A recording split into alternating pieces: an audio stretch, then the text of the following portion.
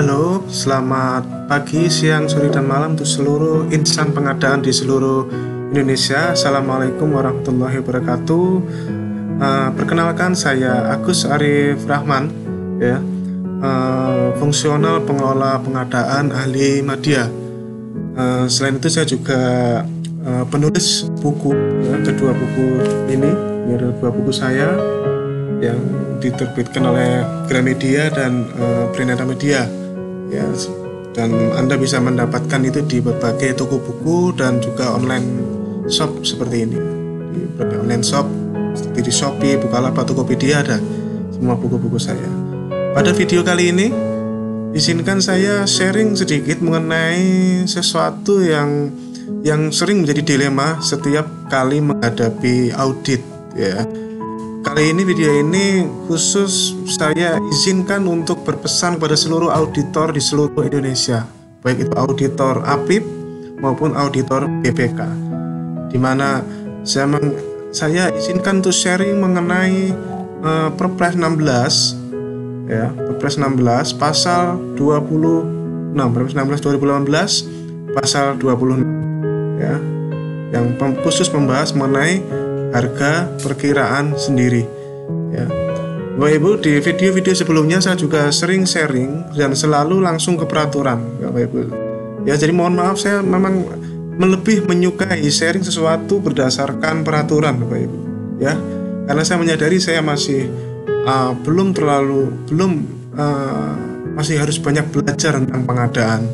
Jadi, dan negara kita adalah negara hukum. Apabila terjadi sesuatu yang tidak kita kehendaki, kita dimintai keterangan auditor atau dimintai keterangan penegak hukum, yang menjadi dasar dalam objek pemeriksaan adalah perundang-undangan yang berlaku. Oleh karena itulah yang paling aman dalam kita melakukan sharing adalah berdasarkan peraturan. Jadi bukan kata saya, tapi kata peraturan. Nah, kali ini mengenai HPS, ya. Hal yang pertama yang ingin kita sharingkan di sini, kata kuncinya adalah HPS disusun secara keahlian dan menggunakan data yang dapat dipertanggungjawabkan, ya. Sebenarnya kalimat ini sudah banyak yang membaca, termasuk saya yakin auditor, kepolisian, APH, ya, penyidik, ya, banyak yang sudah membaca peraturan ini, ya. Tapi tidak semua memahami makna yang terkandung dalam aturan ini, ya. Izinkan saya sharing apa makna dari kalimat Perpres 16 pasal 26 ayat 1 ini. HPS disusun secara keahlian. Artinya adalah yang menyusun HPS adalah orang yang memiliki kompetensi.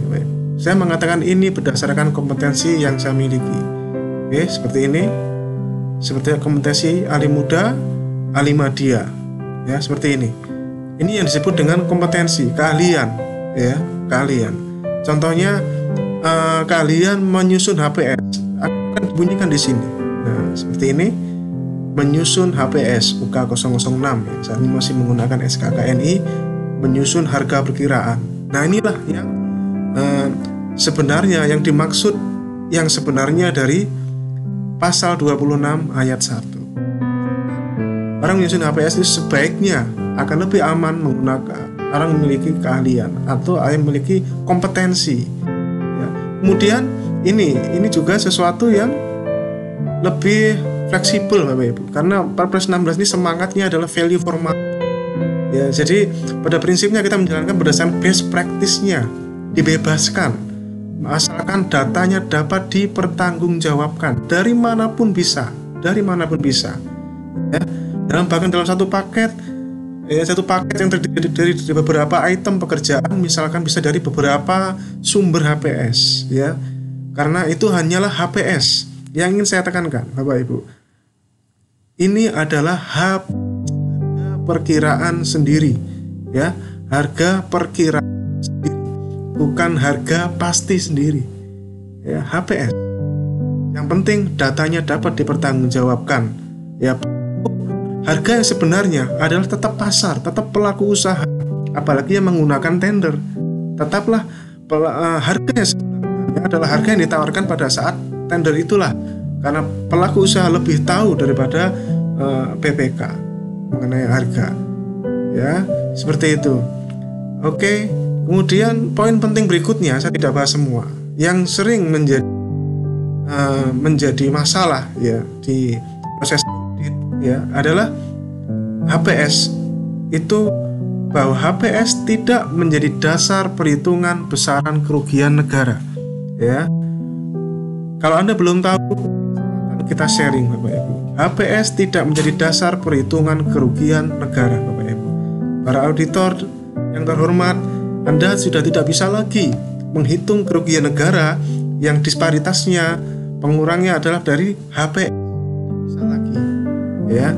Anda menghitung kerugian negara dari mana? Ya dari best practice-nya.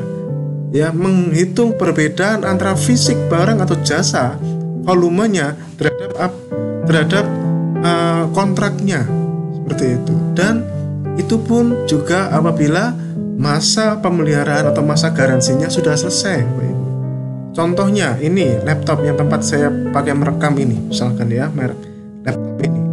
Ya saya beli misalkan 2020. Katakanlah 1 tahun. Kalau misalkan terjadi sesuatu pada laptop ini tahun 2021, apakah itu disebut kerugian negara? Belum, ya, belum Bapak Ibu. Karena saya masih bisa mengembalikan ini ke tokonya, masih garansi. Ya. Jadi poin saya adalah kerugian negara dihitung dari setelah berakhirnya masa garansi barang atau setelah selesainya masa pemeliharaan pekerjaan jasa.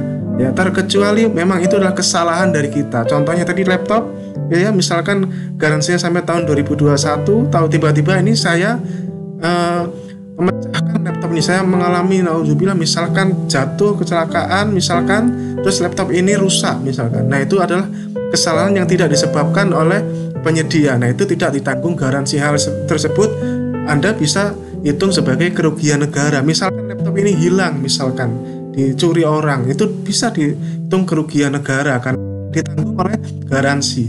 Tapi selama masih ditanggung garansi, H+1 setelah masa garansi, itulah sebenarnya kerugian negara bisa Anda hitung. Ya, seperti itu. Kecuali berbeda lagi kalau volume berbeda. Ya, volumenya berbeda.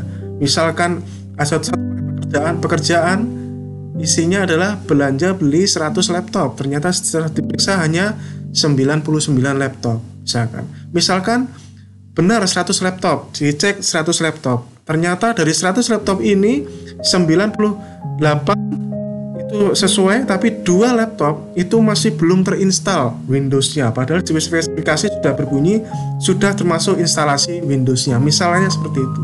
Jadi segala macam ketidaksesuaian pemeriksaan Anda secara fisik dengan kontrak, itulah bisa dihitung kerugian negara. Setelah itu kerugian negara bisa dihitung lagi setelah masa garansi selesai. Oke, seperti itu. Kemudian mengulangi lagi poin penting yang pertama tadi, bahwa sumber HPS adalah apapun dari manapun asalkan dapat dipertanggungjawabkan. Karena ini sekali lagi adalah HPS, harga perkiraan sendiri, bukan harga pasti sendiri. Ya, perkiraan sendiri. Seperti itu Bapak Ibu. Mohon maaf apabila ada kata-kata saya yang berbeda, mungkin Anda berbeda, tapi sekali lagi saya hanya membacakan apa yang ada di dalam Perpres 16. Selain itu juga HPS itu sudah memperhitungkan keuntungan Bapak Ibu. Kalau artinya apa? Artinya kalau Anda mencari PPK, mencari HPS di toko distributor, agen tunggal, apa toko apapun lah ya, Anda merasakan pengadaan ini, Anda mencari HPS-nya di toko agen tunggal, distributor atau pengecer, Anda tidak perlu memasukkan keuntungan lagi, karena sudah pasti informasi yang Anda terima sudah pasti ada keuntungannya. Ya, harga distributor, harga pengecer, harga agen tunggal misalkan, itu sudah pasti ada keuntungan. Beda lagi kalau Anda mencari HPS langsung ke pabriknya, di mana Anda mendapat informasi masih harga pokok harga pokok penjualan HPP-nya, ya Anda tambahkan HPS. Ya, tapi kan tidak sampai seperti itu. Kita rata-rata adalah mencari HPS berdasarkan apa yang kita cari di internet, juga dari berbagai toko atau kontrak-kontrak masa lalu. Itu sudah pasti insya Allah sudah memperhitungkan keuntungan. Jadi kalau sudah Anda mencari HPS dari rantai pasok selain pabriknya, mestinya Anda tidak perlu memperhitungkan keuntungan lagi. Sekali lagi, kalau Anda mencari HPS ya dari rantai pasok bukan pabriknya, ya sudah di bawahnya, Anda tidak perlu menambahkan lagi keuntungannya lagi, ya seperti itu. Jangan sampai nanti double-nya seperti itu. Itu nanti tadi objek kewajaran harga, ya. Dan poin berikutnya terakhir, Bapak Ibu, ini juga penting. Banyak yang belum tahu, ya, walaupun ini peraturan sudah setahun yang lalu, HPS tidak diperlukan untuk pengadaan di bawah 10 juta, ya, tidak perlu HPS. Untuk e-purchasing berapa miliar pun Anda beli, tidak perlu HPS. Sekali lagi, pengadaan yang menggunakan katalog LKPB, baik katalog nasional maupun katalog sektoral maupun katalog lokal, tidak memerlukan HPS, langsung transaksi di e-purchasing. Dan HPS juga tidak diperlukan untuk tender pekerjaan terintegrasi, tidak memerlukan HPS. Jadi ya, hal penting mengenai HPS yang ingin saya sharingkan. Saya lagi mohon maaf apabila Anda berbeda pendapat dengan saya. Saya menyampaikan ini berdasarkan keahlian yang saya miliki. Semoga bisa bermanfaat Anda semuanya. Terima kasih. Assalamualaikum warahmatullahi wabarakatuh.